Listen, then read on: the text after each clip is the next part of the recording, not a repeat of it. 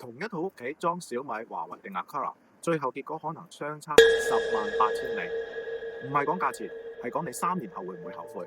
你係咪裝修裝到中途，睇完測評之後更加唔知點樣揀？做咗8年嘅智能家居服務商，代理華為同埋 Aqara。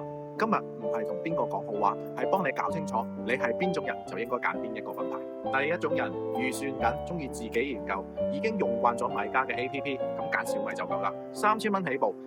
插就裝好，生態夠強大，但想做深度嘅聯動，就要自己花時間去研究。今日我去咗一個別墅現場，業主係揀咗華為全屋智能。你睇呢個係水電預留階段，之後全屋聯動就係從呢度開始。第二種人預算5位數以上，想要一體化深度體驗，打開門就着燈，離開屋企就全自動，揀華為。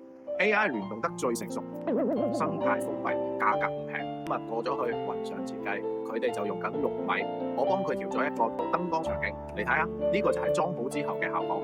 第三種人裝新房，仲長期擴展，有港務需求，或者係接 Apple HomeKit， 揀綠米嘅 Aqara。